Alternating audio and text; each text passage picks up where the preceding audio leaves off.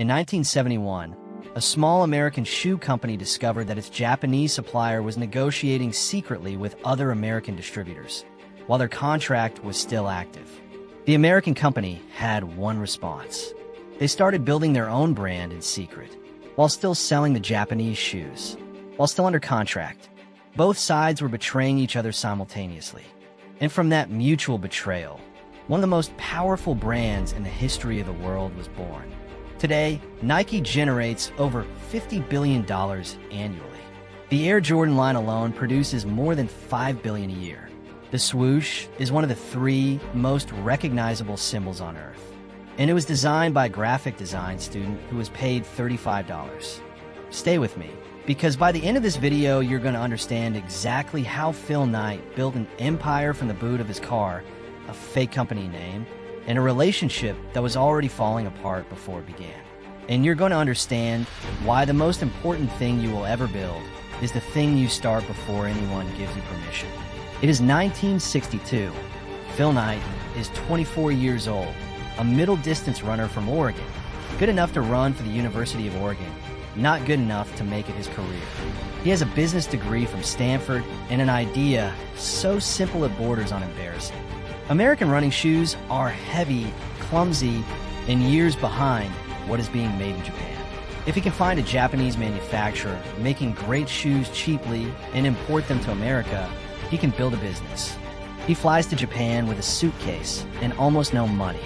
He walks into the offices of Onitsuka Tiger and Kobe and tells them he represents an American distribution company called Blue Ribbon Sports. Blue Ribbon Sports does not exist. He invented it on the spot. The Japanese are impressed enough to give him the rights to distribute their shoes across the western United States. Knight flies home with 50 pairs of Tigers and starts selling them from the boot of his car at athletics meetings across the Pacific Northwest. In the first year, he makes $8,000. He thinks it is the greatest thing that has ever happened to him. The banks disagree. Every lender he approaches refuses to give him credit. A shoe company with no assets, no factory, no history.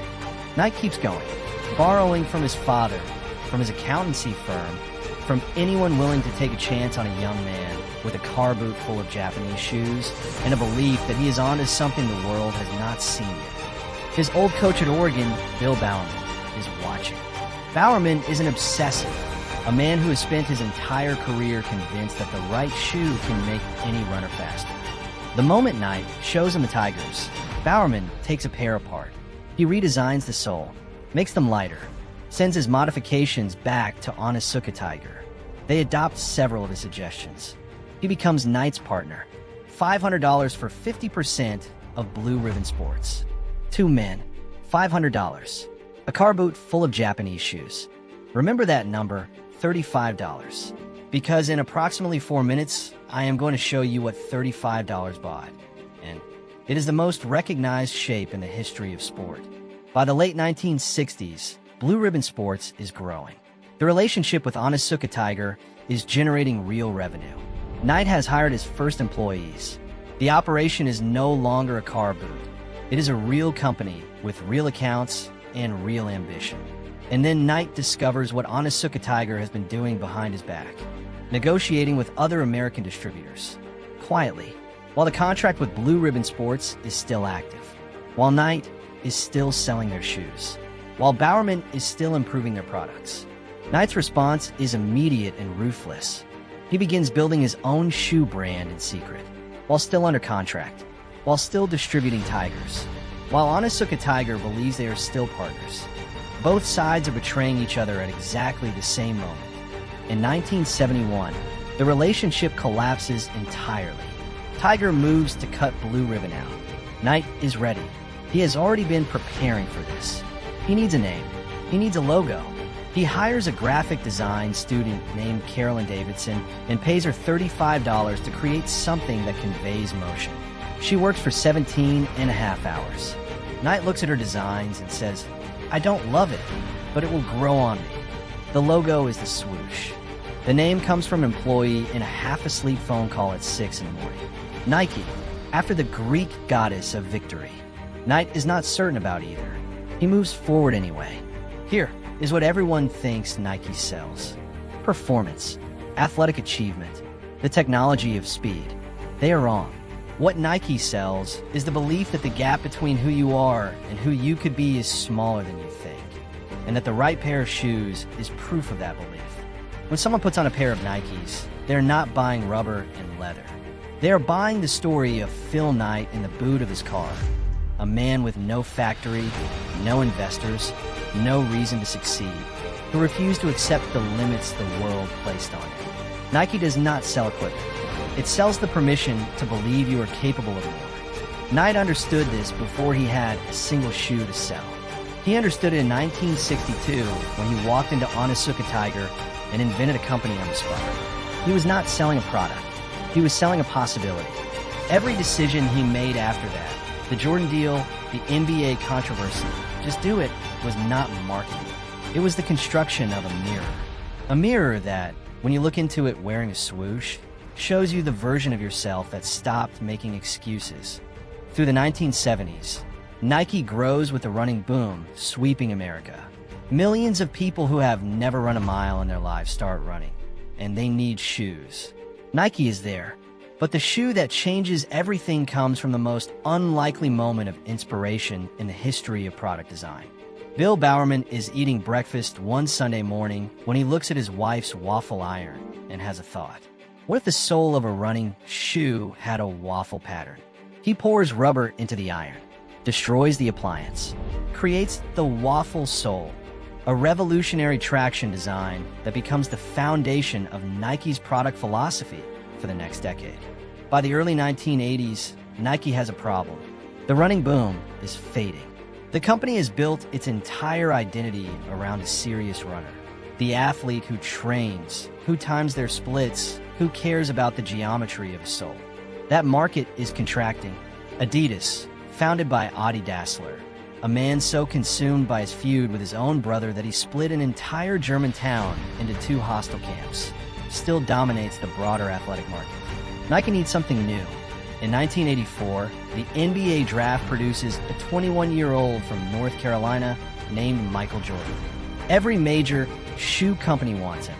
Jordan himself prefers Adidas, but Adidas is not interested enough to make a serious offer. Converse makes an offer too small.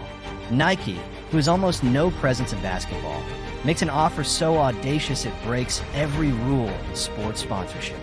His own signature shoe, his own line, a royalty on every pair sold, $2.5 million over 5 years. Jordan's father convinces him to take the meeting.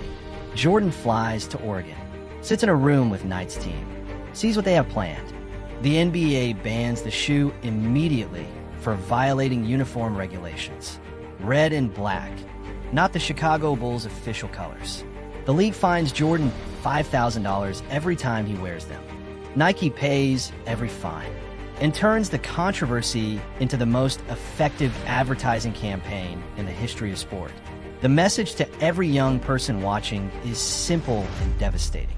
These shoes are so powerful, the establishment tried to ban them. The Air Jordan 1 sells $162 million in its first year. Nike had projected $18 million. By the late 1980s, Nike has overtaken Adidas as the largest athletic shoe company in the world. In 1988, 3 words are approved for an advertising campaign. Just do it. Not a description of a shoe, not a technical claim. 3 words that speak directly to the gap every human being carries. The distance between knowing what you should do and actually doing it. Just do it does not sell shoes. It holds up a mirror to every person who has ever talked themselves out of starting something. Phil Knight stepped back in 2004. He had started with 50 pairs of shoes in a suitcase. He ended with a brand worth more than the GDP of most countries. Carolyn Davidson, who drew the swoosh for $35 in 1971, later received a diamond ring set in a block of Nike stock from Knight personally. A quiet gesture that said more about the man than any speech ever could. Every person who has ever built something from nothing faces the same moment. The moment when the thing they build is threatened by someone they trusted.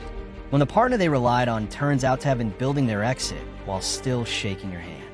Phil Knight did not collapse when Onitsuka Tiger betrayed him. He had already been doing the same thing. And that symmetry, that mutual ruthlessness, is what most business histories leave out when they tell the story of Nike's founding. It was not a clean story of an underdog who got lucky. It was two parties who both saw the end coming, and both moved first. The question the story of Nike leaves behind is not about shoes or marketing or sport. It is about what you do when you realize the thing you built your foundation on is already gone, and whether you've been building something else quietly in the background before anyone knew you needed to. In 1971, a small American shoe company discovered that its Japanese supplier was negotiating secretly with other American distributors, while their contract was still active. The American company had one response.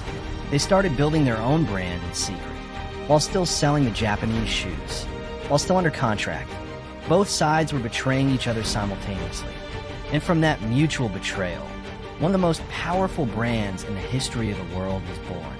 What the official Nike story never tells you is what happened inside the company in the decade after Just Do It. The labor practices in the factories producing Nike shoes in Southeast Asia that nearly destroyed the brand in the 1990s.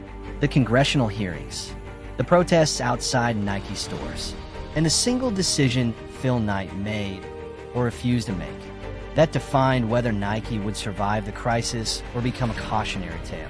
In the next video, I'm going to show you another man who built something from nothing, who had everything taken from him by someone he trusted, and who spent the rest of his life watching someone else take credit for what he created. That video is already on the channel, and if this story stayed with you, that one will too.